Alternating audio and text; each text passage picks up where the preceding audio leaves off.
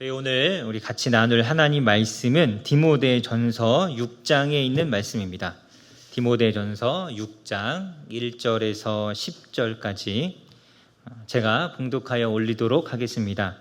무릇 멍에 아래에 있는 종들은 자기 상전들을 범사에 마땅히 공경할 자로 알지니 이는 하나님의 이름과 교훈으로 비방을 받지 않게 하려 함이라. 믿는 상전이 있는 자들은 그 상전을 형제라고 가볍게 여기지 말고 더 잘 섬기게 하라. 이는 유익을 받는 자들이 믿는 자요 사랑을 받는 자임이라. 너는 이것들을 가르치고 권하라. 누구든지 다른 교훈을 하며 바른 말 곧 우리 주 예수 그리스도의 말씀과 경건에 관한 교훈을 따르지 아니하면 그는 교만하여 아무것도 알지 못하고 변론과 언쟁을 좋아하는 자니 이로써 투기와 분쟁과 비방과 악한 생각이 나며 마음이 부패하여지고 진리를 잃어버려 경건을 이익의 방도로 생각하는 자들의 다툼이 일어나느니라. 그러나 자족하는 마음이 있으면 경건은 큰 이익이 되느니라. 우리가 세상에 아무것도 가지고 온 것이 없음에 또한 아무것도 가지고 가지 못하리니 우리가 먹을 것과 입을 것이 있은즉 족한 줄로 알 것이니라. 부하려 하는 자들은 시험과 올무와 여러 가지 어리석고 해로운 욕심에 떨어지나니 곧 사람으로 파멸과 멸망에 빠지게 하는 것이라. 돈을 사랑함이 일만하게 뿌리가 되나니 이것을 탐내는 자들은 미혹을 받아 믿음에서 떠나 많은 근심으로써 자기를 찔렀도다.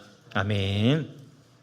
저희가 이 디모데전서 6장 말씀을 계속 우리 살펴보고 있는데요. 우리 디모데전서 5장에서는 이 그리스도인들의 관계, 교회 안에서 다양한 연령과 다양한 성별의 사람들이 있는데 어떻게 이들에게 잘 맞게 하나님의 말씀을 교훈하고 권면하고 어떻게 대해야 하는가에 대해서 5장에서 우리가 같이 살펴봤습니다. 5장 후반부 말씀을 저희가 다루진 않았는데요. 5장 17절부터는 교회의 장로들을 어떻게 대해야 하는가에 대해서 교회에서 사역하는 사역자들, 이 당시에 이제 장로들은 지금의 이제 이렇게 목회자들과 그리고 장로님들을 합쳐놓은 것 같은 그러한 역할을 하는 그러한 분들이었습니다. 그래서 그들의 어떤 이 생계의 문제, 수고에 대한 사례를 지불하는 것과 그리고 그들에 대한 어떤 존중에 대한 것들을 교훈하고 있습니다.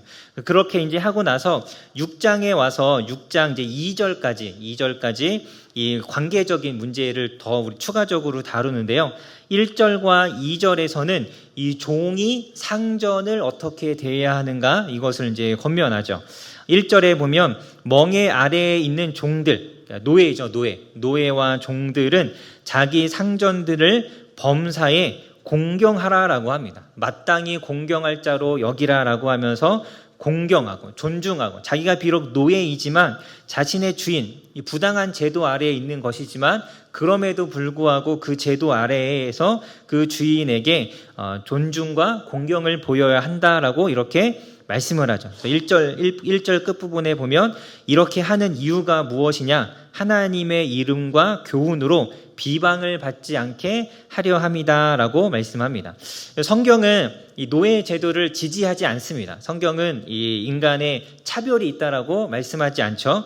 갈라디아서 3장 28절에 보면 유대인이나 헬라인이나 종이나 자유인이나 다 그리스도 안에서 하나다. 신분에 관계없이 모두가 하나님 앞에 하나이고 동등하다라고 분명하게 말씀하고 골로새서 3장 11절에서도 헬라인이나 유대인이나 야만인이나 스구디아인이나 종이나 자유인이나 차별이 있을 수 없다라고 분명하게 말씀합니다. 그래서 성경은 노예 제도라는 그 제도 자체를 지지하거나 인정하지는 않습니다. 그럼에도 불구하고 그러한 이 제도 안에 있는 사람들에게 어떻게 그 제도에 반응해야 하는가에 대해서 사도 바울이 이야기하는 것이죠. 좋지 않은, 올바르지 않은 제도를 바꾸고 뒤집고 이것을 없애라라고 말하기 전에 이것이 옳지 않다라는 것은 항상 성경에서 이야기하고 있고 오늘 이 말씀에서는 그러한 이 불합리한 세상과 상황 속에서 도대체 우리는 어떻게 살아야 하는가? 불합리하다고 그것을 다 거부하고 불합리하다고 해서 거기에서 뛰쳐나가야 하는 것인가? 아니면 그 안에서도 우리가 해야 할 일이 있는가? 이것에 대해서 말씀합니다. 결론적으로는 불합리하다고 하고 부당하지만 그래도 그 안에서 우리가 해야 할 역할과 책임이 있다라는 것을 말씀합니다. 우리가 살아가는 이 세상에서 만들어진 제도, 이것은 사람이 만든 것이죠. 이 땅에 존재하는 모든 제도라는 것은 가정을 제외하고, 가정과 교회를 제외하고는 다 사람이 만든 것입니다. 사람이 만든 제도는 이 타락한 이 인간이 만든 거이기 때문에 사실 그 어떤 것도 완벽할 수가 없습니다. 어떠한 제도도 다 문제가 있기 마련이죠. 교회에도 제도가 있잖아요. 우리 장로교는 장로라는 제도가 있는 것이고, 감리교는 감독이라는 제도가 있는 것이죠. 이것도 사람이 만든 제도이기 때문에 완벽하지 않습니다. 장로교 안에도 장로제라고 해서 다 완전하고 완벽하냐? 그렇지 않고, 감독제라고 해서 완벽하냐? 다 그렇지 않습니다. 그 안에는 문제가 있고 불합리함이 있고 어려움이 있죠.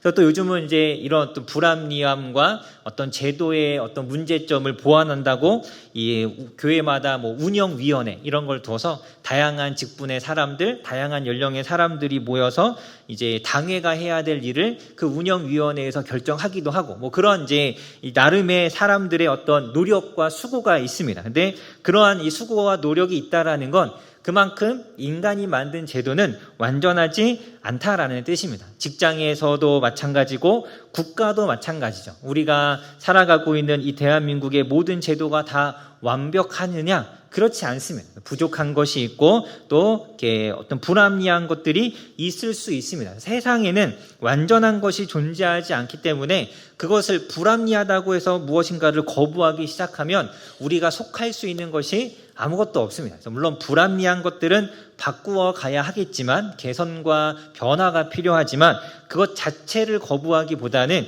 그 안에서 그럼 우리 그리스도인들이 해야 하는 것이 무엇인가를 찾아가는 것이 굉장히 중요하죠. 왜 그래야 하는가? 오늘 1절 말씀에 보면 하나님의 이름이, 하나님의 교훈이 비방을 받지 않도록 하기 위해서 그렇게 해야 합니다. 여러분, 노예라는 제도가 잘못된 제도이지만 그 제도 안에 있는 그리스도인 종이 자신의 주인을 공경할 때 예수님의 이름이, 그 예수님의 가르침이 비방을 받지 않는 것이죠.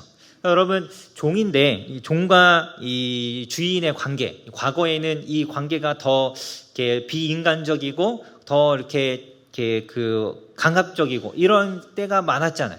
그래서 주인이 종을 인간적으로, 인격적으로 대하지 않는 경우도 많았는데, 과연 종이 어떤 수고를 한다고 해서, 어떤 노력을 한다고 해서 그것이 주인에게 영향을 줄 수 있을까라는 생각을 할 수도 있지만, 성경은 줄 수 있다라고 말하는 것입니다. 사람의 어떤 그 행위, 이런 불합리한 관계 속에 있어도 사람의 행위와 행동은 반드시 다른 사람에게 영향을 줄 수 있습니다. 그래서 세상적으로 그 주인의 눈에 보잘것없고 너무나 비천하고 하찮하고 무시하는 것이 당연한 종일지라도, 그렇지라도 이 종이 하는 이 행동, 그의 태도, 이러한 것들은 주인에게 영향을 줄 수 있는 것이죠. 그래서 그가 어떻게 하느냐에 따라서 하나님의 이름이 비방을 받을 수도 있고 받지 않을 수도 있는 것입니다. 때에 따라서는 그 종의 태도에 따라서 주인이 신앙을 가질 수도 있고 그렇지 않을 수도 있는 것이죠. 우리가 이것을 항상 잘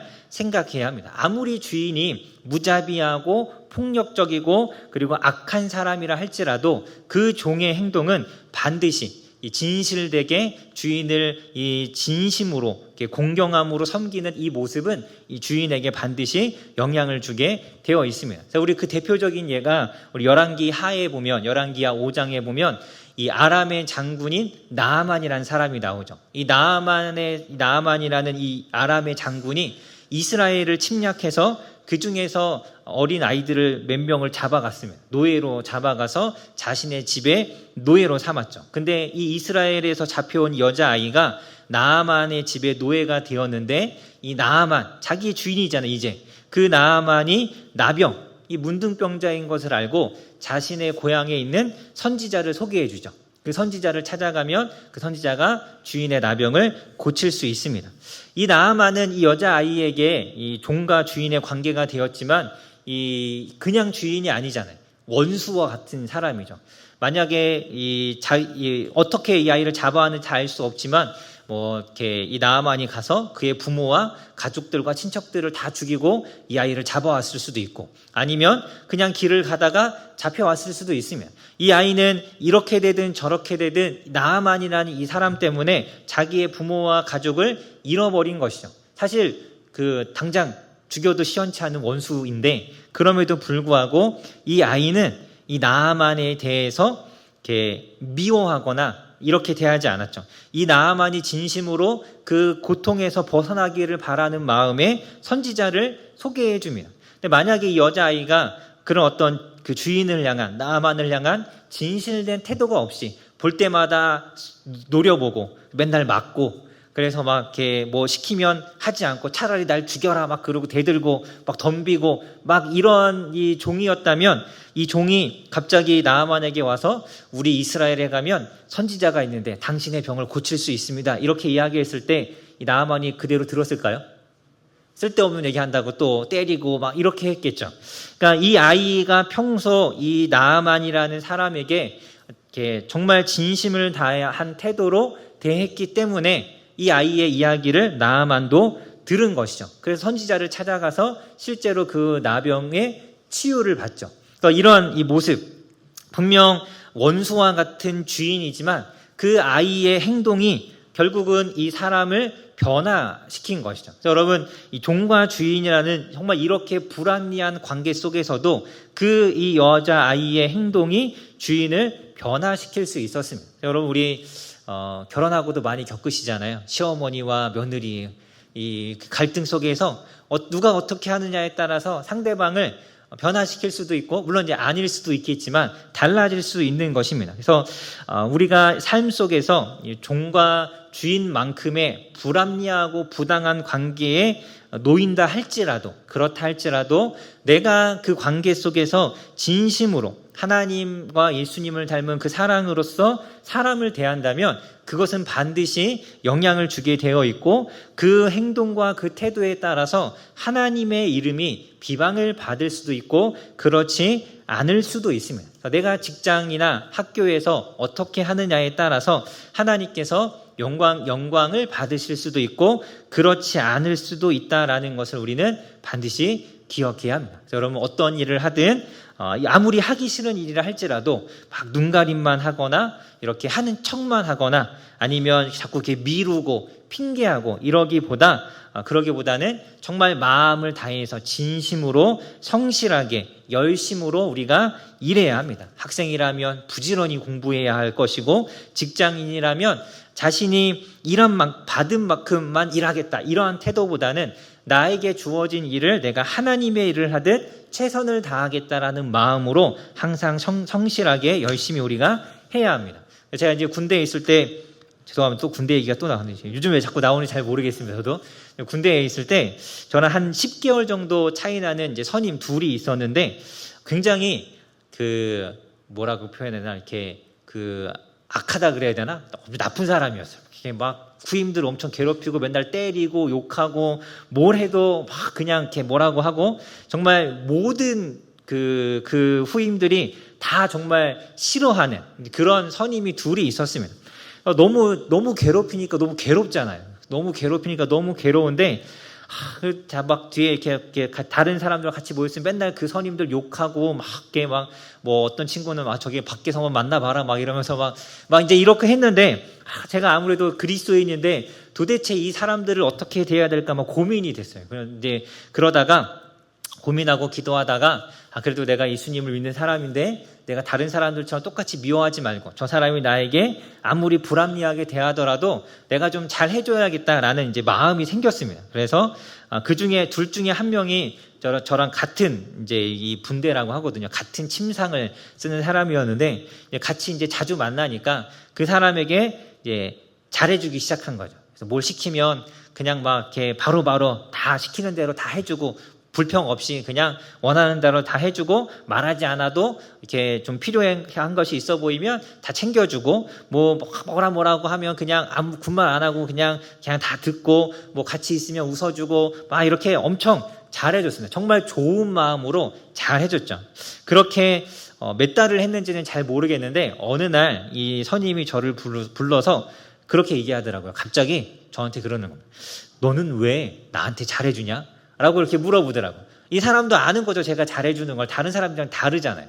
그러니까 이 사람도 생각을 하고 달라지는 거죠. 그래서 그 이후로 조금씩 달라지긴 했습니다. 사람이 이렇게 쉽게 바뀌진 않기 때문에 크게 달라지진 않았지만 대하는 태도가 조금은 달라지긴 했죠. 여러분, 내가 어떻게 하느냐가 아무리 힘들고 불합리하고 부당한 관계에 있어도 그 나의 모습이 이 예수님을 드러낼 수 있고 하나님을 드러낼 수 있는 그런 기회가 될 수 있다는 것을 우리가 반드시 기억해야 합니다. 또 2절에 보면 혹 그 주인이 믿는 사람이라면 그렇다고 해서 대충 하지 말고 믿는 상전이라고 형제라고 가볍게 하지 말고 더 잘 섬기라라고 합니다. 그래서 내가 수고하고 섬김으로 유익을 받는 그 주인이 하나님의 자녀이고 하나님의 사랑받는 자이기 때문이죠. 내가 섬기는 주인이 똑같이 믿는 사람이라고 해서 뭐 같은 믿는 사람들끼리 뭐 그러십니까? 막 이렇게 할 것이 아니라 더 잘하라는 것이죠. 내가 더 잘하면 내가 그 수고하고 섬기는 것으로 인하여서 하나님의 자녀가 유익을 얻는 것이죠. 그렇다면 충분히 더 잘해도 되는 것입니다. 믿는 주인이니까 같은 교회를 다니니까 조금 좀 주인이 나를 좀 봐주고 설렁설렁하고 내가 좀 편해야지 이런 생각을 할 것이 아니라 내가 더 잘해서 나와 똑같은 하나님의 자녀가 더 많은 유익을 얻어야 한다라는 이러한 마음으로 섬겨야 하는 것입니다. 자, 여러분, 여기에는 굉장히 중요한 의미가 담겨져 있죠. 그 사람이 비록 종일지라도 세상 사람들이 보기에는 무익하고 무가치하고 정말 함부로 대해도 되는 그러한 이 어떤 세상을 유익하게 할 수 없는 그러한 존재로 취급받는 종이지만 그조차도 그리스도인이라면 다른 사람을 유익하게 할 수 있다라는 것입니다. 다른 사람을 유익하게 하는 존재가 되어야 합니다. 나의 수고, 나의 섬김을 통해서 그 사람이 믿는 사람이든 믿지 않는 사람이든 나를 통해서 이 사람이 유익을 얻을 수 있도록 해야 하고 그것이 그리스도인들이 가져야 하는 삶의 태도입니다. 여러분들이 살아가면서 매일매일 한 주를 살아가면서 나로 인하여서 유익을 얻는 사람이 반드시 있어야 하죠. 직장에서 일을 했다면 직장 안에 누군가는 나로 인해서 유익해야 하고 우리 가정에서 남편이나 아내나 또 나의 자녀들이나 나의 부모가 나로 인해서 유익할 수 있어야 합니다. 나의 수고와 나의 섬김을 통해 그 사람이 뭔가 더 유익하고 기쁨이 있고 즐거움이 있는 그러한 삶을 우리가 살아가야 하는 것입니다. 그래서 그렇게 하는 것, 그렇게 서로를 섬김으로 다른 사람을 유익하게 하는 것이 하나님께서 원하시는 것이고 기뻐하시는 일입니다. 그래서 여러분이 속한 가정이든 직장이든 상대방이 나를 어떻게 대하고 그가 어떠한 사람이든 그것이 중요한 것이 아니라 그 자리에서 나는 나에게 주어진 일을 우리 하나님께 하듯 열심히 하고 누군가가 그 나의 수고를 통해 유익을 얻도록 섬기는 사람들이 되어야 합니다. 그래서 여러분, 혹여나 내가 좀 이렇게 관계적으로 좀 불합리한 속에 있다, 내가 좀 부당한 대우를 받고 있다, 혹은 나 너무 억울하다라는 이러한 이 관계가 있다 할지라도 여러분 그 관계를 위해서 기도하시고 그 안에서 내가 유익을 주는 사람이 될 수 있도록 우리 하나님 앞에 간구하시기를 간절히 소망합니다. 3절부터 마지막 6장 끝부분인 21절까지는 이 디모데 전설 전체를 마무리하는 결론과 같은 부분이라고 할 수 있습니다. 그래서 다양한 것들을 이야기하는데 가장 중요한 핵심은 무엇이냐? 이 경건한 삶을 살아라라는 것입니다. 경건한 삶. 우리 3절 말씀에 보면 누구든지 다른 교훈을 하며 바른 말, 곧 우리 주 예수 그리스도의 말씀과 경건에 관한 교훈을 따르지 아니하면 그는 이제 분쟁을 일으키고 다툼을 일으키는 사람이다. 이렇게 4절과 5절에서 말씀하죠. 그래서 이 지금 디모데가 사역하고 있는 에베소 교회 안에 들어온 다른 교훈에 대해서, 다른 교훈을 가르치는 사람들에 대해서 경고하고 이 바르게 교훈을 잘 세워가야 한다, 이런 이야기들을 계속해서 해왔습니다. 그래서 그러기 위해서는 일꾼을 잘 세워야죠. 그래서 디모데전서 3장에서는 일꾼의 자격에 대해서 이야기했고, 4장에서는 일꾼이 어떻게 해야 하나님 앞에 좋은 일꾼이 될 수 있는가, 가르치기를 잘하고 경건에 힘써야 된다는 이야기를 했고, 5장에서는 이 가르치고 권면할 때 사람들을 어떻게 대해야 되는가에 대해서도 이야기했습니다. 결론적으로, 결과적으로 다른 교훈의 교회가 흔들리지 않도록 교회를 잘 지켜나기 위해서는 어찌되었든 바른 교훈, 하나님의 말씀에 바르게 잘 서야 하죠. 하나님의 말씀에 바르게 서도록 우리를 지키는 것이 무엇이냐? 바로 경건이라는 것이죠. 그래서 3절에서 우리 그리스도의 말씀과 경건에 관한 교훈을 따르지 않으면 이런 분란, 어려움이 생기고, 그렇기 때문에 경건에 힘써야 하는데 6절부터 10절에서는 이 경건을 세우지 못하도록 방해하는 것이 무엇이냐? 욕심이죠. 욕심. 그래서 자족하는 마음을 가져야 한다. 이것이 6절부터 10절까지의 말씀이고, 11절부터 12절 쭉 보면 이 경건을 위해서 힘써라, 믿음의 선한 싸움을 싸우고 영생을 취하라, 굉장히 강하게 경건을 위해서 힘써야 한다라고 말씀합니다. 그래서 오늘은 이제 그 중에 3절부터 10절까지 말씀을 좀 우리가 같이 좀 보도록 하겠습니다.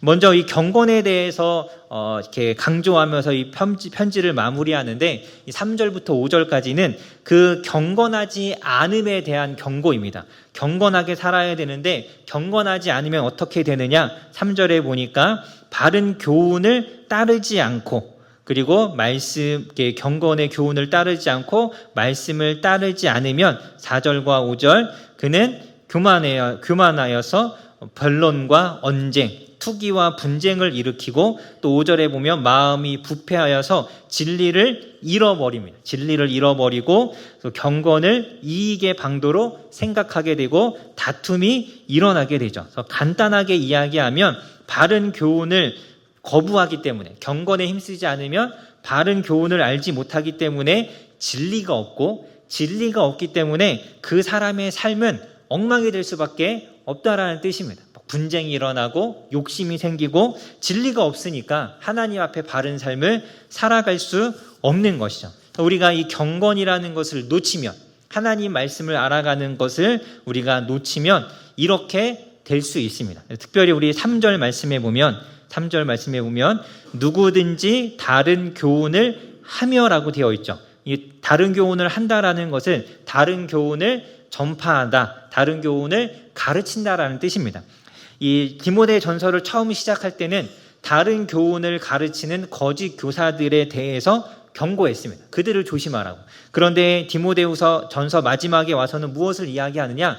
경건에 힘쓰지 않는 사람은 누구나 다 그 다른 교훈을 가르치는 사람이 될 수 있다라는 것이죠. 의도를 가지고 다른 교훈을 이렇게 퍼뜨리는 사람이 있는가 하면, 경건에 힘쓰지 않고 말씀을 잘 알지 못해서 하나님 앞에 바르게 서지 못하면 자신은 의도하지 않았지만 그 사람도 다른 교훈을 말하는 사람이 될 수 있다는 것입니다. 누구나 다 이렇게 될 수 있는 것이죠. 내가 하나님의 말씀을 잘 알아야 하는데, 그렇지 못하면 결국은 내 생각, 나의 판단, 나의 어떤 이런 가치관들이 나올 수밖에 없고, 그 말하고 이야기하는 것들이 결국에는 사람들에게 영적으로 좋은 영향을 주는 것이 아니라 이 진리의 말씀, 바른 교훈이 아니기 때문에 잘못된 이 조언과 권면을 주게 되고 옳지 않은 길로 그 사람들을 이끌어갈 수 있습니다. 그래서 예수님께서 말씀하셨잖아요. 소경이 소경을 인도하는 것과 같다. 내가 깨어있지 못하고 내가 말씀을 잘 알지 못하는데 마치 내가 아는 것처럼, 우리 오늘 말씀에 있죠. 교만하여서 아무것도 알지 못하는데 안다고 착각을 하고 아는 것처럼 누군가에게 막 조언을 하고 이렇게 이야기하지만, 결국 우리가 경건하지 않으면, 진리를 잘 알지 못하면 그것은 다 거짓된 가르침과 마찬가지인 것입니다. 그래서 여러분, 우리가 하나님의 말씀을 알아가는 일에 힘써야 합니다. 이 경건에 힘써야 하는 것이죠. 여러분, 이 부분에 대해서는 여러 번 말씀드렸기 때문에 여러분 너무 잘 아실 겁니다. 우리가 말씀을 잘 알지 못하면 거기서 나오는 우리의 말들과 생각은 결국은 세상적인 것일 수밖에 없고 자기의 개인적인 생각일 수밖에 없습니다. 아무리 교회를 오래 다녔어도 말씀을 알지 못하면, 하나님의 말씀을 제대로 공부해 본 적이 없다면 내가 교회를 다니면서 가진 내 생각이 정말 하나님 앞에 합당한 것인지 아닌지를 우리는 알지 못하죠. 말씀으로서 분별하고 어떤 확인한 것이 아니라 그냥 내 생각에, 내 경험에, 아니면 내가 들어왔던 것을 가지고 판단하고 어떤 이 결론을 내려서 그것을 진리인 것처럼 말하는 것은 굉장히 위험한 일입니다. 여러분, 말씀을 열심히 공부하는 그리고 설교를 하는 목사님들이라고 해도 이렇게 실수할 수 있고 잘 깨닫지 못할 수도 있습니다. 여러분, 우리가 경건에 힘쓰는 것은 굉장히 중요하죠. 기독교 방송이나 유튜브, 인터넷 이런 데서 하나님의 말씀에 대해서, 다양한 목사님의 설교에 대해서 우리가 들을 수 있지만 거기에는 이단이 아니어도 잘못된 어떤 이 성경을 해석하고 이상하게 가르치는 것들이 분명히 있죠. 우리가 이런 것들을 다 조심해야 하고 분별할 수 있어야 합니다. 저것은 옳지 않은데 저것은 아닌 것 같은데 라는 이런 분별력과, 그래서 그것을 들었을 때 아닌 것은 걸러내고 좋은 것들은 받아들일 수 있는 이런 이 분별력, 이런 능력을 우리가 갖출 수 있어야죠. 그래야 올바른 길에 이렇게 어긋나지 않고 바르게 서 있을 수 있습니다. 그러기 위해서 열심히 PBS 성경 공부 열심히 하셔야 합니다. 그래서 성경이 66권인데 정말 열심히 성경을 공부해서 적어도 66권 중에 한 3분의 2, 44권 정도는 이제 공부를 좀 끝내야 이제는 내가 하나님에 대해서 좀 알겠다. 우리가 좀 이렇게 이야기할 수 있지 않을까요? 아닌가요? 이렇게 뭔가를 사면 설명서 같은 거 이만한 두께의 설명서 주잖아요. 이게 쉬운 건 읽지 않아도 다 알 수 있지만 이 설명서를 적어도 반 이상은 읽어야 이 대충 이게 이런 거구나를 이해할 수 있는 거잖아요. 그걸 이렇게 보지도 않고 한 페이지만 보고, 물론 이제 쉬운 거라면 이렇게 보지 않아도 알 수 있지만 정말 어려운 것이라면 설명서를 잘 읽어야 우리가 알 수 있는 것처럼 하나님의 말씀을 잘 알아야, 그리고 적어도 성경을 일독이라도 좀 해보고 나서 하나님은 이런 분이다 이게 말해야 되는데, 아직 성경도 일독도 아직 해보지도 않았는데 내가 교회를 다녀보니까 하나님은 이렇다라고 말하는 것은 사실 굉장히 조심스러운 겁니다. 여러분, 우리가 말씀을 알아가는 것, 이 경건에 힘쓰는 것을 중요하게 여겨야 하고 알아가기 위해서 힘써야 하죠. 이 말씀을 잘 알지 못하면, 경건에 힘쓰지 않으면 단지 분별력만 없는 것이 아니라 우리 5절 말씀에 있는 것처럼 경건을 이익의 방도로 생각할 수 있습니다. 이 거짓 교사들의 특징이 무엇이었냐면 그들의 목적이 이 물질적인, 금정적인 이득에 있었던 것입니다. 정확하게 이 에베소 교회에 들어왔던 이 거짓 교사들이 어떠한 방식으로 금전적인 이득을 취했는지는 알려진 바가 없기 때문에 우리가 알 수 없지만, 분명 이들은 말씀을 가르치고 전하는 것이 목적이 아니라 그것을 통해서 자신들이 어떤 이득을 보는 것이 이들의 목적이었죠. 그래서 여러분, 지금도 이렇게 보면 이 사역, 목사님들이 목회를 하시고 사역하는데 이 목회와 사역의 목적이 경제적인 이득인 경우가 있습니다. 그래서 이렇게 사례를 더 잘 주는 교회를 이렇게 찾아다니거나 옮겨 다니거나 하는 사람들도 있죠. 어떤 목사님들은 이렇게 신방을 하거나 하면 자기가 얼마나 이 비싼 대접을 받고 왔는가, 이걸 자랑하는 분들도 있더라고요. 제가 사역하면서 좀 이렇게 그런 분들도 만나봤습니다. 신방 다니고 오시면 자기 오늘 뭘 먹었는지, 얼마나 비싼 식당을 갔는지를 자랑하시더라고요. 그런 것을 이렇게 흡족하게 여기고 그걸 이렇게 어떻게 보면 이 사역의 주로 여기시는 분들도 있었고, 또 어떤 분들은 신방하고 나면서 이 성도들에게 이렇게 돈을 받고 이런 것을 이렇게 목적으로 하고 그런 것을 좋아하는 사람들도 있었습니다. 많은 분이 다 그런 건 아니지만 그러한 사람들도 있었던 것이죠. 목회자임에도 불구하고 사역의 동기와 목적이 하나님 나라와 말씀을 전하는 것이 아닌 다른 것에 있는 사람도 있다는 것입니다. 그래서 이런 분들은 목회가 이 금전적인 이득뿐만 아니라 자기의 명예의 수단이 되죠. 얼마나 유명한 교회에서 사역을 하느냐, 얼마나 큰 교회, 얼마나 많은 성도들이 있는 교회에서 사역을 하느냐를 자랑하고 그것을 자기의 명예로 삼는 사람들도 있습니다. 그런 욕심을 가진 사람들도 있죠. 물론 자신이 에너지가 막 넘쳐나서 한 100명 정도 사역하는 건 너무 이렇게 쉬운 일이어서 하루만 신경 써도 다 모든 사람들을 다 상담해주고 다 돌볼 수 있어서 자기는 한 1000명 정도는 돼야 사역할 만하다. 이렇다면 그런 마음을 갖는 게 사실 문제가 되진 않지만 그냥 단순히 큰 교회, 유명한 교회, 자신의 어떤 명예를 위해서 그런 것을 꿈꾼다면 그것도 욕심이고 자기의 명예를 위해서 사역하는 거죠. 그것이 경건을 이익의 방도로 사용하는 것입니다. 이것이 목회자들만 그런 것이 아니라 우리 그리스도인들에게도 이러한 모습이 얼마든지 나타날 수 있죠. 하나님 앞에 나와서 예배하고 신앙생활하고 봉사하고 성경 공부하고 기도하는 것을 자기 만족의 수단으로 삼는 사람들이 있습니다. 그냥 어떤 직분을 얻는 것을 좋아하는 사람이 있을 수도 있고 때로는 그냥 사람들과 어울려서 그들과 함께 뭔가 이렇게 열심히 합을 맞추어서 일하면서 그 안에서 자기가 잘할 수 있는 것을 이렇게 열심히 하고 뽐내고 그래서 그것에 대해서 칭찬받고 인정받고 그것이 그냥 좋아서 교회에 오는 사람들도 있을 수 있죠. 그러니까 이런 것은 하나님을 향한 믿음과 신앙 때문에 오는 것이 아니라 이 신앙 생활을 자기의 이익의 방도로 생각하는 것입니다. 제가 어디 맘카페인가 어딘가에서 제가 봤는데 신앙생활, 교회 다니는 것이 나름 괜찮은 취미 생활이다 라고 이렇게 글을 올린 게 있더라고요. 그래서 한 달에 한 2-30만 원만 교회에 이렇게 내면 사람들이 경조사마다 찾아와주고 또 힘든 일 있으면 찾아와서 위로해주고 좋은 일 있으면 같이 이렇게 기뻐해주고 또 때가 되면 여행도 같이 데려다주고 너무 좋다. 그래서 일반적으로 동호회 활동을 해도 한 달에 한 3-40만 원 내는데 교회에다 헌금 한 2-30만 원 하고 이렇게 즐기는 거 나쁘지 않다라고 이렇게 글을 이렇게 본 적이 있거든요. 그 사람은 신앙 때문에 교회에 온 게 아니라 교회가 자신의 이익의 방도가 되는 것이죠. 이 사람은 이제 믿음이 없는 상태에서 이렇게 생각을 한 거지만 그렇지만 믿음이 있다라고 하면서 난 정말 하나님 믿는다고 하면서도 신앙생활을 자기의 만족의 수단으로 삼는 사람들이 있습니다. 사실 이런 사람들은 교회가 아니라 좀 죄송한 이야기지만 절에 가서도 만족스럽게 신앙생활 하실 수 있는 분들이에요. 뭔가를 내가 하고 칭찬받으면 기분이 좋거든요. 이것뿐만 아니라 이 경건을 어떤 개인적인 만족의 수단뿐만 아니라 종교적인 만족의 수단으로 삼는 사람들도 있습니다. 그러니까 그런 거죠. 나 오늘 예배 드렸다. 이걸로 이제 만족하는 거 스스로. 나 오늘 그래도 교회 갔다 왔어.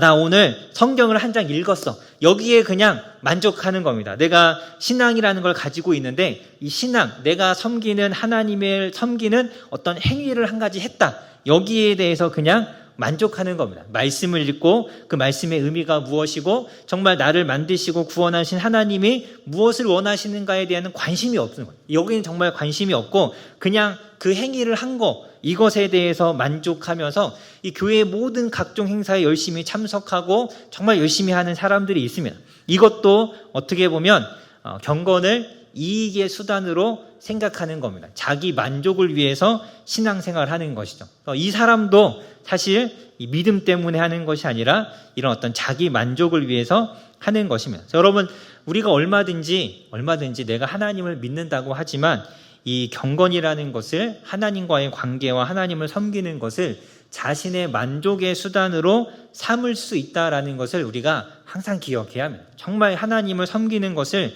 잘 해야 하는 것이죠. 심지어 어떤 사람들은 이 신앙을 개인적인 사상과 이념의 도구로 사용하는 사람들도 있습니다. 제가 예전에 청년부 사역할 때 청년부 부장 집사님과 1년을 싸운 적이 있어요. 1년을 싸웠는데 처음에 이렇게 첫 이제 청년부 맡아서 부장 집사님과 만나서 이런저런 얘기를 했는데 그 다음 주에 부장 집사님이 청년부 1년 계획을 짜오셨더라고요.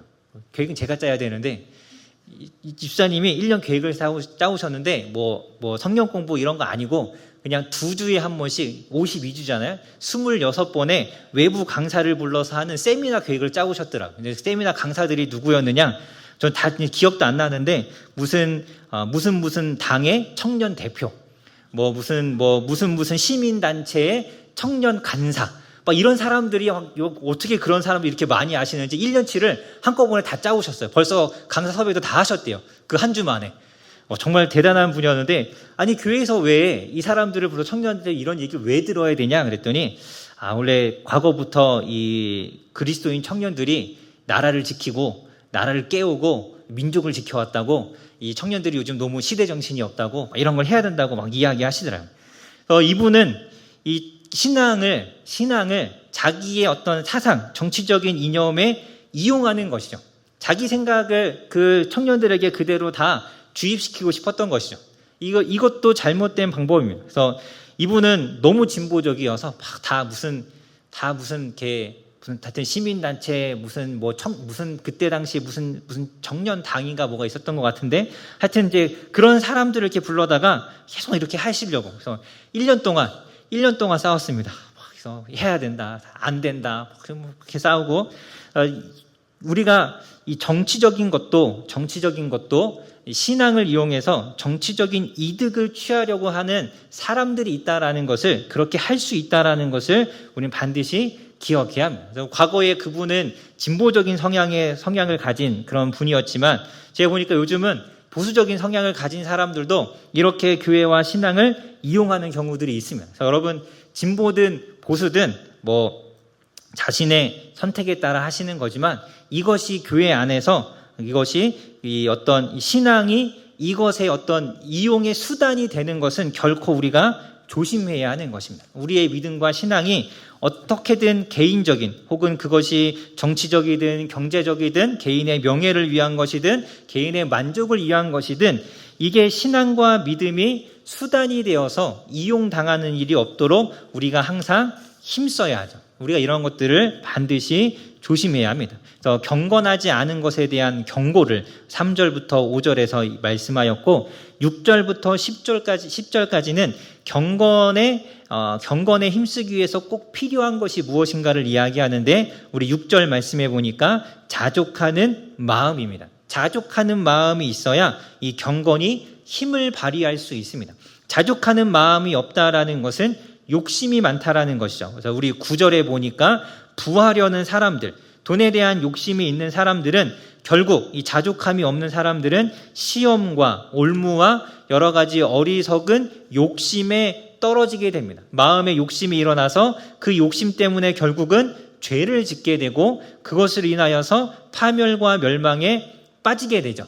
그래서 10절에도 보면 돈을 사랑하는 것이 일만하게 뿌리가 된다. 이것 때문에 미혹을 받아서 믿음에서 떠나게 되고 많은 근심으로 자기를 찌른다라고 이야기합니다. 여러분, 자족하는 마음이 없으면 마음에 욕심이 생기고, 마음에 욕심이 있으면 시험에 빠지게 되고, 시험에 빠지게 되면 미혹을 받아서 죄를 짓게 되죠. 믿음에서 떠나게 되고, 믿음에서 떠나게 되면 결국 이 마음에 근심이 찾아올 수밖에 없습니다. 여러분, 자족하는 마음을 갖는 건 우리의 신앙과 경건을 지키는 굉장히 중요한 요소라고 할 수 있습니다. 제가 예전에 사역하던 한 교회에 교회가 있었는데, 이 교회는 좀 많이 가난한 교회였어요. 가난한 동네에 있었고, 그 가난한 동네에 있었기 때문에 그 교회가 좀 가난했죠. 사람들이 그래도 제법 많이 모이는 교회였지만 정말 가난한 교회였습니다. 그래서 그 동네에 교회가 2층짜리 건물이었는데, 제가 교회 2층에 올라가면 교회보다 높은 건물을 거의 찾아볼 수 없을 만큼 정말 판잣집들만 모여 있는 곳에 있는 교회였습니다. 이 교회 사역하시던 목사님이 교회 이제 부흥도 시키고 싶고, 교회도 좀 이렇게 더 사람들도 이렇게 모으고 싶은데, 그러자니 교회를 좀 더 멋지게 예쁘게 건축도 해야 되고, 이미 사람이 많아서 이제 많이 차 있었기 때문에 그렇게 해서 이제 교회 건축도 하고 싶고, 그러자니 돈이 필요한데 교회는 돈이 없고 건축할 만한 여력이 안 되는 거죠. 그래서 이 목사님이 어떻게 하셨느냐, 그 옆에서 이 목사님을 조금 이렇게 이 나쁜 말로 좀 이렇게 미혹하신 집사님이 한 분 계시긴 했는데, 교회 이 헌금을 가지고 몰래 투기를 하셨어요. 부동산 투기를 하신 거죠.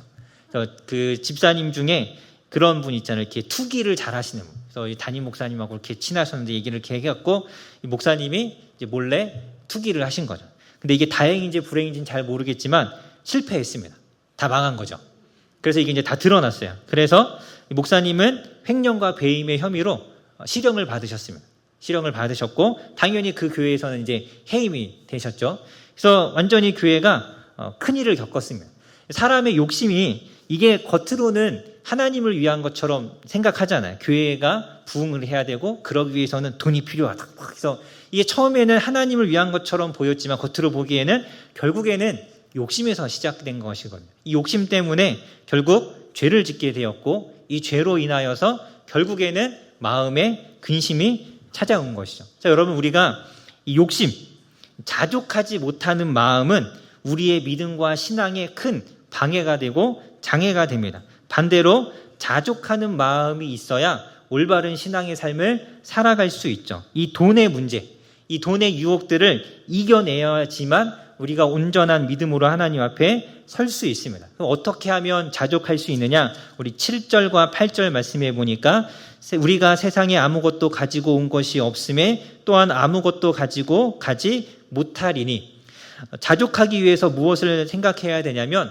원래 처음부터 나는 아무것도 없었다라는 것을 항상 기억해야 합니다. 원래 우리는 아무것도 없이 이 땅에 온 것입니다. 아무것도 없이 빈몸으로 알몸으로 빈손으로 이 땅에 왔는데 지금 내가 입고 있고 지금 내가 타고 다니고 지금 내가 잠자고 있고 하는 이 모든 것들이 다 생긴 거잖아요. 하나님께서 주신 겁니다. 아무것도 없이 왔는데 하나님께서 주셨잖아요. 그러니까 하나님께서 주신 것, 내가 원래 아무것도 없었던 존재라는 것을 기억하고 그래야 지금 내가 가진 것에 감사할 수 있는 마음을 가질 수 있습니다. 뭔가 이렇게 가졌다가 없어지면 막 불평이 생기고 원망이 생기고 이렇게 마음이 만족스럽지 못하죠. 왜냐하면 이렇게 가져봤으니까. 근데 처음부터 아무것도 없었다라는 것을 생각해야, 그것을 기억해야 우리가 가진 것에 대해서 감사하는 마음을 가질 수 있습니다. 빈손으로 왔다가 빈손으로 간다라는 것을 우리가 반드시 기억해야 합니다. 그럼 목사님, 똑같이 빈손으로 왔는데 누구는 왜 저렇게 좋은 집에 살고 왜 저는 이런 데 살아야 합니까? 막 이렇게 비교하게 되고 막 불평이 생길 수도 있잖아요. 근데 여러분, 우리가 이것을 아셔야 합니다. 비교는 끝이 없습니다. 내가 여기 지금 이렇게 집도 없이 이렇게 새들어서 이렇게 빚에는 반 지하에 살고 있다. 그러면 저게 그 지하가 아니고 해 드는 집에 사는 사람들이 부럽잖아요. 그런 집에 이사하잖아요. 그럼 또 누가 부러울까요? 이제 저게 새로 신축한 이렇게 멋진 아파트, 새 아파트에 들어가서 사는 사람들이 부럽죠. 그래서 거기에 들어가서 살면 또 뭐가 부러우냐면 여기에 전세로 들어온 게 아니라 이 집을 가지고 있는 사람이 부럽잖아요. 그 집을 가지면 만족스러울 것 같은데 만족스러울까요? 또 부러운 사람이 생기죠. 이 집보다 더 좋은 아파트가 있는데 저 아파트를 내가 가졌으면 좋겠다라는 마음이 생기고, 그래서 그 아파트를 가지면 또 만족스러울까요? 이왕 가지는 거 아파트가 아니라 이렇게 세 받은 건물이 있었으면 좋겠다. 이렇게 시작하면 사실 비교라는 것은 끝이 없죠. 여러분, 한 번 비교하기 시작하면 영원히 그 비교에서 헤어나올 수 없습니다. 비교는 올바른 것이 아니죠. 하나님께서 내게 주신 것에 감사할 수 있어야 합니다. 그래서 8절에 보면 먹을 것과 입을 것이 있은즉 족한 줄로 알 것이라. 내가 원래 빈손으로 왔다라는 것을 알면 지금 내가 가진 것에 대해서 감사하는 삶을 살아갈 수 있습니다. 이러한 감사가 있어야, 그래야 우리의 믿음과 신앙이 깊어지고 자라갈 수 있는 것이죠. 빌립보서 4장 11절에 보면 사도 바울이 이렇게 이야기하죠. 나는 어떤 형편에 있든지 자족하기를 배웠도다. 여러분, 빈손으로 왔다라는 것을 기억하는 것도 자족하기 위한 좋은 방법이지만, 두 번째로 우리는 자족이라는 것을 배워야 합니다. 사도 바울도 자기도 배웠다라고 이야기해요. 그냥 저절로 생기는 마음이 아니라 배워야 하는 것이죠. 노력해야 하는 것입니다. 지금 있는 것에 대해서 감사하는 훈련을 하고 지금 있는 것에 대해서 감사하는 말을 할 수 있어야 합니다. 그래서 이 입술에서 자꾸 다른 사람과 비교하고 불평하는 것을 잘하기보다 있는 것에 대해서 감사하는 훈련이 되는 사람이 자족하기를 배울 수 있죠. 기도할 때도 없는 것을 자꾸 이야기하고 우리 필요를 구하기도 해야 하지만, 그것보다 내가 지금 있는 것, 가진 것에 대한 감사의 기도를 계속 할 수 있고 많이 할 수 있는 훈련을 해야 합니다. 그런 기도를 계속해야 우리가 자족하기를 배울 수 있죠. 여러분이 지금 살고 있는 집, 여러분의 교회, 여러분의 직장, 여러분의 부모님, 여러분의 지금의 자녀들, 여러분의 지금의 배우자, 여러분 감사해야 합니다. 감사. 왜 우리 남편은 이럴까? 왜 우리 아내는 이런가? 왜 우리 교회는 이런가? 이럴 게 아니라 와, 이 아내여서 너무 감사하다. 와, 이 남편이어서 너무 감사하다. 와, 이 교회에 다녀서 내가 너무 좋다. 이런 말들을 계속해서 할 수 있어요. 그래야 자족이라는 것을 배울 수 있습니다. 불평하기보다 감사하는 훈련. 그리고 무엇보다 우리 빌립보서 4장 11절에서 우리 사도 바울이 자족하기를 배웠다라고 했는데 그 뒤에 가면 4장 13절에서 또 무엇이라고 이야기하냐면 내게 능력 주시는 자 안에서 내가 모든 것을 할 수 있다. 이 땅을 살아가는데 내 힘과 내 능력은 필요하지 않습니다. 우리는 하나님의 능력과 하나님의 힘으로 이 땅을 살아가고 하나님의 일을 하는 것이죠. 이것을 기억해야 내가 가진 것에 불평하지 않고 감사할 수 있습니다. 얼마큼을 가졌든 얼마큼 소유했든 내 능력은 거기에 있는 것이 아니라 하나님께 있는 것입니다. 내가 학교를 오래 다녔든 학위가 있든 아니면 연봉을 얼마나 받든 그것이 내 능력이 아니고 하나님이 내 능력이시고 하나님이 나의 힘이시죠. 그것을 기억하고 살아가야 여러분 우리가 자족하는 삶을 살아갈 수 있습니다.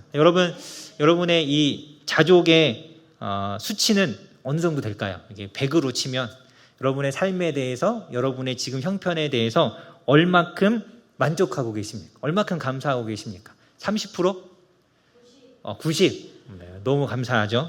여러분 우리가 이 수치를 빨리 끌어올려야 돼요. 자기가 정말 모든 것에 감사할 수 있는, 정말 인간적인 눈으로 보면 불평할 게 너무나 많지만 그렇지만 하나님의 눈으로 우리가 이것들을 바라보면서 감사하는 그런 믿음의 삶을 살아가실 수 있기를 주님의 이름으로 간절히 소망합니다.